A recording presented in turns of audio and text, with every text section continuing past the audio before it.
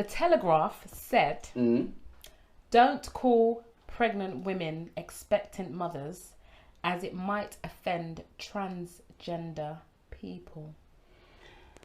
The BMA says. Oh, so, all right.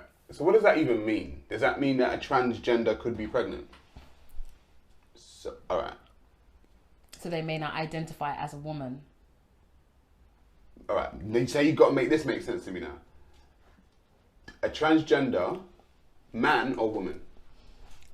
Yeah, explain this to me. I think my interpretation is possibly an individual transforming from a woman to a man, identifying as a man, but still having also pregnant female parts. Right.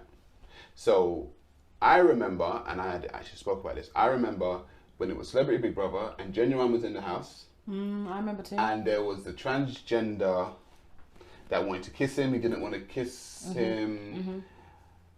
To me, and I said this, you see when a man decides that he wants to be a woman. Yeah. I specifically remember the person in the house saying, I am a woman. So he probably spent, 40 something years as a man. Yeah. And then turned to be a woman. Yeah. And a well-known man at that. Yeah. Right. So I don't think he's in a position to call himself a woman. That's interesting. You're a woman. That's interesting, yeah. Do you think a man that's spent them 40 years as a man and had an operation to put breasts in or take their stuff away can be called a woman? See, I think that that's your 100% prerogative to identify what you identify as. However, if somebody has a preference, that is not for you to say what their preference should be. Like, I don't feel like... My argument with that whole thing was like, even if that was an individual who was born female, in that age bracket, dressing that way, same hairstyle, everything, Genuine probably wouldn't find her attractive anyway. Right. So I'm just like, so you're angry at the preference, or are you angry at the fact that you're rejected? Or you're not feeling like he's rejecting you as a woman, or you feel like he's rejecting you as a man, that is transforming into a woman. Like, what is it? Because I just feel like then it starts, the lines start getting blurred. It's like, you can't tell me what my preference should be. If I don't like that, I don't like that. Yeah, it's as simple as that. I agree, but it seems like people are. See, people may say I'm going to sound ignorant, but it seems like people are making up, I guess, gender roles as they go along nowadays. Because this whole gender fluidity thing, I'm confused because I said in my video, you're either born with an XX chromosome or XY, right? And XX means you're a woman, and XY means you're a man, and you can't change that.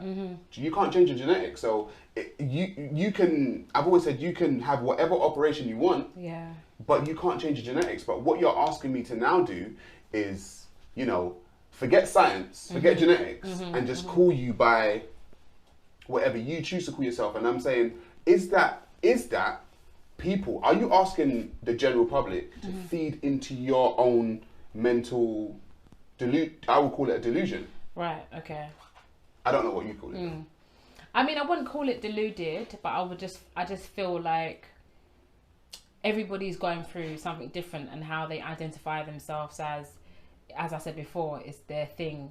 I just don't feel like you can force the world to jump on your ship, innit? Right. There's too many people in this world, too many different walks of life that will just not agree with something that you do, man. Somebody may not agree with the fact that I put red in my hair, or somebody might not like the way I sing, or like somebody might not like the way that I dress. Like, for me to expect everyone to get on board with my thing, it's just a bit ridiculous. I'm in total agreement. So, but the fact that they're saying you shouldn't call a pregnant woman pregnant?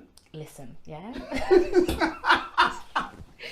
when my female friends are with child, I will always call that lady a pregnant woman. End of story. I'm sorry, I can't hear that. Right. I can't hear that. Like, it's different if you go up to somebody who is transforming from female to male and you're like, no, stop acting like, that's different. Right. But I'm like, for you to, like not allow anybody else who is born female and becomes pregnant to be called a pregnant woman is ridiculous. Yeah, because now we're conforming to your agenda. I'm just like, can people live?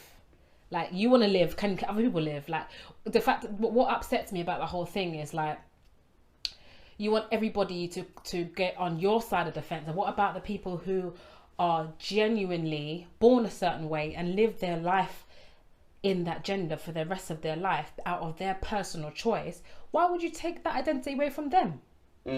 That's not fair. But all right, but as a woman yourself, if a man identifies as a woman and calls himself a woman, does that offend you? It doesn't offend me.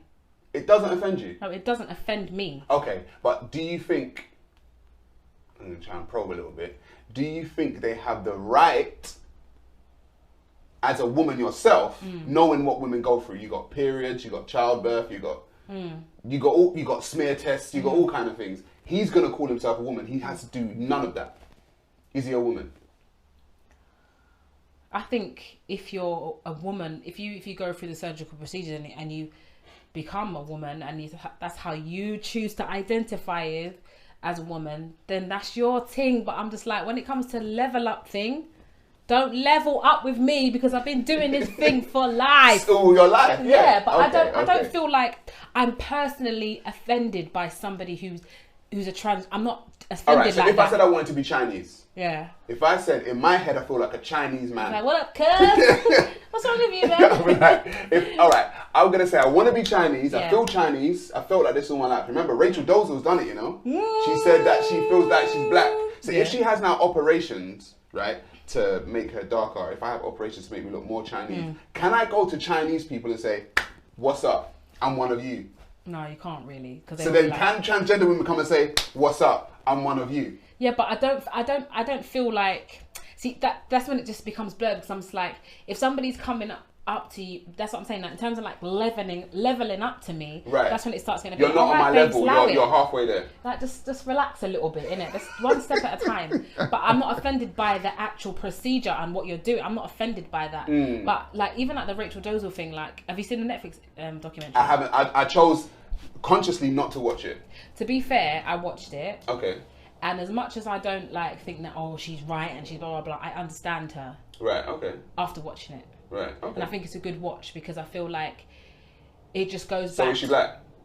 No, she's not. But I know why from watching that, from the story. Why she feels that way. Why she feels like she wants to identify as black because of her story. But you need to watch it to see why. But then what comes first? Your feelings or the facts? Well, I feel like the fact should always come first, innit? But I feel like sometimes how your childhood is shaped, or because certain things that happen to you, it can change your whole feeling on life, like altogether, innit? But I think that they delve deep into that on that documentary, and I felt like, as much as I feel like, babe, you're a little bit. It's a bit mad. I understand her a bit more. Her madness. Yeah, I understand it a bit more. Because with trauma can come a lot of different layers and levels and stuff.